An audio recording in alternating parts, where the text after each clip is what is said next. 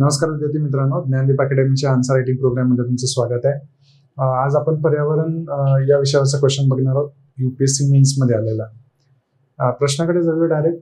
प्रश्न आहे की inter governmental panel on climate change IPCC सन 2100 पर्यंत जागतिक समुद्र पातळी सुमारे 1 मीटरने वाढण्याची शक्यता वर्तवलेली आहे. भारत आणि हिंद महासागर क्षेत्रातील इतर देशांवर त्याचा काय परिणाम होईल?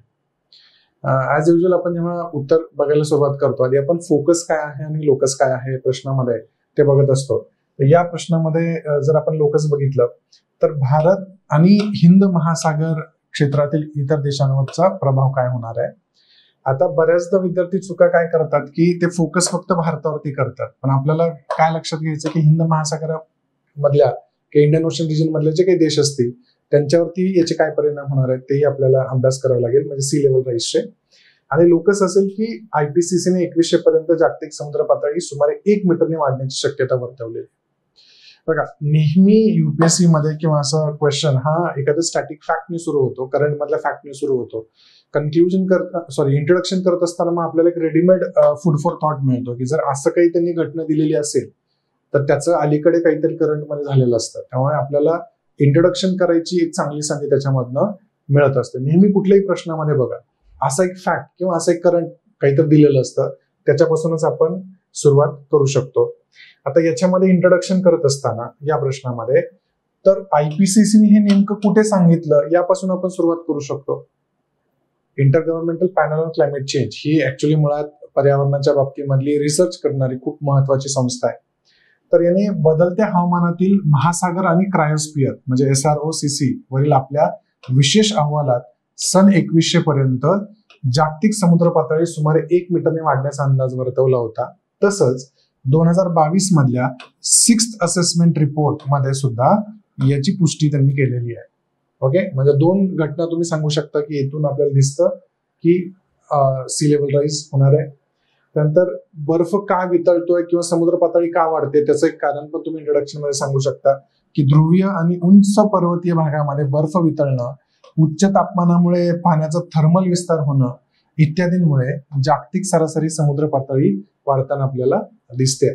म्हणजे एक घटना पण आपण करंट मधला मुद्दा पण सांगितला की कशाच्या आधारावरती असं म्हटलं गेलेलं आहे आणि त्याची कारणं पण आपण सांगितली. ठीक आहे, तर हे अशा प्रकारे इंट्रोडक्शन इथं क्लिअर होतं.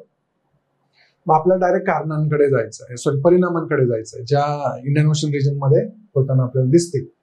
मग पहिलं काय आहे तर किनारपट्टीची धूप होणार आहे मोठ्या प्रमाणामध्ये. आता इथं तुम्ही काय करू शकणार आहे की करंट मध्ये ज्या त्या वेळेमध्ये जे काही एक्झाम्पल्स तुम्हाला मिळतील ते सगळे एक्झाम्पल्स तुम्ही इथे सांगू शकता. समजा पुढे असा काही अहवाल आला की बाबा कुठल्या तरी इंडियन ओशन रिजन कंट्रीमध्ये एवढं इरोजन झालेलं आहे किंवा धूप झालेली आहे किनारपट्टीची, तिथं तुम्ही उदाहरणं लिहू शकता.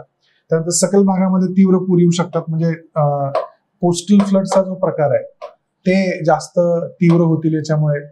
त्यानंतर सकल भाग, समुद्रकिनारी प्रवाळ आणि बेटे, उदाहरण मालदीव्स, मुंबई, श्रीलंकेचा काही भाग आणि बांगलादेश इत्यादी, हे पाण्याखाली जाण्याची शक्यता आहे किंवा इथं पुरांची शक्यता खूप जास्त तीव्र होताना आपल्याला दिसणार आहे. तर एक्झाम्पल्स देत असताना आपण काय केलं, मालदीव सांगितलं, मुंबई सांगितलं, श्रीलंका सांगितलं, बांगलादेश सांगितलं, म्हणजे इंडियन ओशन रिजन मधल्या कंट्रीज कव्हर करायचा आपण प्रयत्न करतोय. एक्झाम्पल्स देत असताना आपण सगळे एक्झाम्पल भारताचेच दिले पाहिजेत किंवा देतील बरेच लोक. तर असं न करता आपण क्वेश्चनचा फोकस लक्षात घ्यायचा आहे. त्यानंतर उष्णकटिबंधीय चक्रीवादळांसारख्या अत्यंत हवामानाच्या घटनांचा वारंवारतेमध्ये किंवा फ्रिक्वेन्सीमध्ये वाढ होताना दिसेल आणि त्यामुळे मालमत्तेचा नाश होताना आपल्याला दिसणार आहे. तुम्ही बघा इंडियन ओशन रिजन मध्ये ही जी सायक्लोन सीझन आहे त्याच्यामध्ये नंबर ऑफ सायक्लोन्स किंवा त्याची फ्रिक्वेन्सी ही वाढताना आपल्याला दिसते आहे. त्यानंतर भूगर्भातील जलचर किंवा ओलसर जमिनी आणि मातीचं क्षारीकरण यामुळे गोड्या पाण्याच्या उपलब्धतेचं संकट निर्माण होऊ शकतं. जेव्हा सी लेवल राईज होईल किंवा समुद्र पातळीमध्ये वाढ होईल तेव्हा समुद्राचं पाणी हे जे ऍक्विफायर्स असतात किनारी त्याच्यामध्ये मिक्स होऊन पिण्याच्या पाण्याचं संकट निर्माण होऊ शकतं किंवा शेतीच्या पाण्याचं संकट निर्माण होऊ शकतं. त्यानंतर किनारी परिसंस्थेचं नुकसान होऊ शकतं. ज्या काही इकोसिस्टम्स आहेत, कोस्टल इकोसिस्टम्स, त्यांचं नुकसान होऊ शकतं, त्यांच्यामध्ये बदल घडू शकतो जर सी लेवल राईज झाली तर. त्यानंतर निर्वासितांचं संकट, म्हणजे इथं तुम्ही काय लक्षात ठेवा, इथं environment plus economic plus social एवढे तुम्हाला परिणाम सांगायचे आहे. फक्त एन्व्हायरमेंटचे नाही सांगितले. तर आपण एन्व्हायरमेंटचे सांगितले तर आपण काही सामाजिक पण सांगतोय की बाबा इथं निर्वासितांचं संकट निर्माण होणार आहे, कारण ह्या ज्या छोट्या आयलंड कंट्रीज आहेत त्यात जर पाण्याखाली जाऊ लागल्या तर तिथे खूप मोठा प्रश्न निर्माण होणार आहे. त्यानंतर किनारपट्टीच्या पायाभूत सुविधा आणि बंदरांचं नुकसान होणार आहे, म्हणजे जे क्रिटिकल इन्फ्रास्ट्रक्चर असणार आहे त्याचं नुकसान, म्हणजे आर्थिक सुद्धा आपण परिणाम इथं सांगतोय. जमीन आणि संसाधनांच्या कमी उपलब्धतेमुळे सामाजिक संघर्ष पण निर्माण होणार आहे भविष्यामध्ये.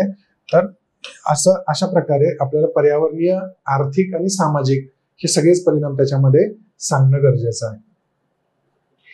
त्यानंतर पूर्व आफ्रिकेचा किनारा पण त्याच्यामध्ये घ्यायचा आहे, म्हणजे जास्त कॉम्प्रिहेन्सिव्ह आन्सर होईल. केनिया असेल, टांझानिया आहे, राईट, सोमालिया यांच्यासह पूर्व आफ्रिकेतील किनारपट्टीवरील राष्ट्रांना किनारपट्टीची धूप असेल, पूर आहे किंवा गंभीर पायाभूत सुविधांचं नुकसान असे प्रश्न काही निर्माण होऊ शकतात. आणि हा प्रदेश आधीच दहशतवाद असेल किंवा अस्थिरतेचा सामना करत आहे आणि अशामध्ये हे अजून भर त्याच्यामध्ये घालताना आपल्याला दिसेल. ठीक आहे, तर आपण इथं या प्रश्नामध्ये इंडियन ओशन रिजन मधल्या सगळ्या कंट्रीज किंवा सगळे भाग कव्हर करायचा प्रयत्न इथं केलेला आहे. मग याचं कन्क्लुजन कसं करू शकतो परत, म्हणजे कन्क्लुजन मध्ये तुम्ही काही सोल्युशन सांगितलेलं पाहिजेत, काय केलं जाऊ शकतं किंवा वे फॉरवर्ड की पुढे जाऊन आपण काय केलं पाहिजे हे सगळं कंट्रोल करण्यासाठी असं. तर समुद्राच्या पातळीत होणारी वाढ हे भारत आणि हिंद महासागर क्षेत्रातील इतर देशांसाठी एक महत्वपूर्ण आव्हान आहे, म्हणजे फ्युचरमध्ये हे कायमस्वरूपी एक चॅलेंज म्हणून या देशांच्या पुढे राहणार आहे. तर त्याचा प्रभाव कमी करण्यासाठी राष्ट्रीय आणि आंतरराष्ट्रीय स्तरावरती कारवाई करणं आवश्यक आहे. आता कारण यांनी इंडियन ओशन रिजन विचारलंय तेव्हा आपला अप्रोच पण जास्त मल्टीलॅटरल पाहिजे. एक देश काय करेल, भारत काय करेल यापेक्षा सगळ्यांनी मिळून काय केलं पाहिजे हे खूप जास्त महत्वाचं आहे. त्यामुळे राष्ट्रीय आणि आंतरराष्ट्रीय स्तरावरती कारवाई करण्याची आवश्यकता याच्यामध्ये आपल्याला दिसते. त्यानंतर यामध्ये हवामान लवचिक पायाभूत सुविधांमध्ये गुंतवणूक केली पाहिजे, राईट. क्लायमेट रेसिलियंट असं म्हटलं जातं त्याला. हवामान लवचिक पायाभूत सुविधांच्या मध्ये गुंतवणूक केली पाहिजे किंवा उपशमन करण्यावरती भर दिला पाहिजे. आता ही हवामान लवचिक पायाभूत सुविधा निर्माण करणं म्हणजेच ऍक्च्युली उपशमन करणं, म्हणजे मिटिगेशन करणं, की हे परिणाम होणार आहेत हे आपण थांबवू शकणार नाही आहोत. तर त्याचा सामना कसा करायचा आहे, तर अशा प्रकारच्या पायाभूत सुविधांमध्ये गुंतवणूक करायची आहे. त्यानंतर शाश्वत कृषी पद्धतींचा अवलंब करायचा आहे. सर्वसमावेशक आपत्ती व्यवस्थापन योजना विकसित करायच्या. आता मी इंटरलिंकिंग का करतोय, आपत्ती व्यवस्थापन याच्यामध्ये का आणतोय, कारण त्याच्यातनं काही आपत्ती पण घडणार आहे सी लेवल राईज झाल्यामुळे. तर आपत्ती व्यवस्थापन सुद्धा करणं खूप जास्त गरजेचं आहे. आणि आव्हान असून सुद्धा, हे आव्हान आहे नो डाऊट, पण मी काय म्हणतो पॉझिटिव्ह एंड कसा करतोय, की ठीक आहे हे चॅलेंज आहे, पण याच्याकडे कसं बघितलं पाहिजे आपण, की आव्हान असूनही हे अधिक शाश्वत आणि लवचिक भविष्याकडे जाण्याची संधी सुद्धा आपल्याला देत आहे. सस्टेनेबल डेव्हलपमेंट कडे लक्ष देण्याची संधी सुद्धा आपल्याला या प्रॉब्लेम मधनं दिसते, किंवा आपण त्याच्याकडे असं पॉझिटिव्हली बघितलं पाहिजे. अशा नोटवरती तुम्ही कन्क्लूड करू शकता. ठीक आहे, तर हे होतं आजचं question. Thank you, have a nice day.